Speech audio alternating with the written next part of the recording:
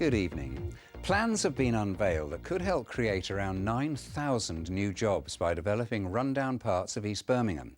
As well as creating work, the plans include 1,000 new homes, alongside better community and shopping facilities in the area, which includes the former LDV factory in Washwood Heath. But some parts of the plan are dependent on the HS2 line, and that could be more than a decade away. Our business correspondent Peter Plisner reports.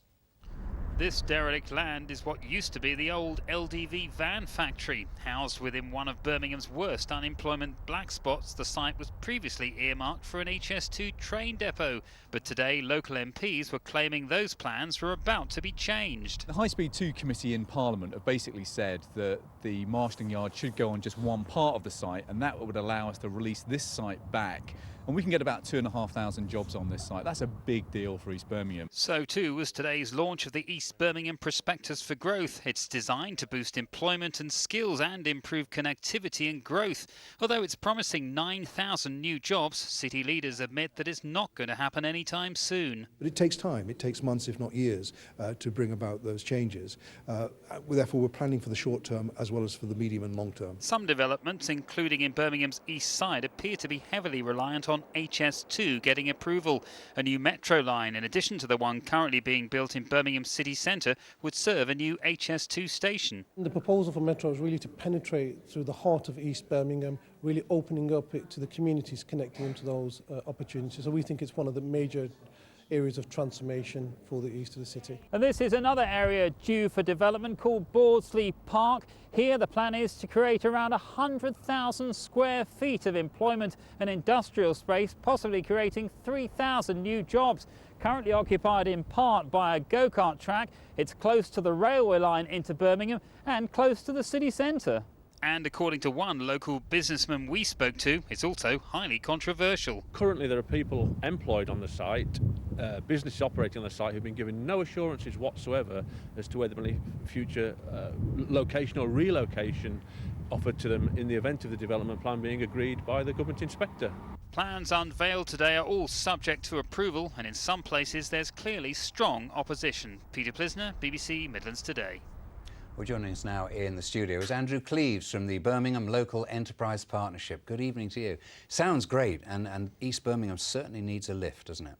Well, I think that HS2 is going to be the catalyst, and we do suffer a little bit from historic low skills levels and unemployment. And whilst we've halved the number of the unemployed and created 43,000 jobs over the last few years, yes, we really do need to take advantage of all the wonderful things that HS2 is going to bring. So in terms of percentages, how dependent is all this on HS2?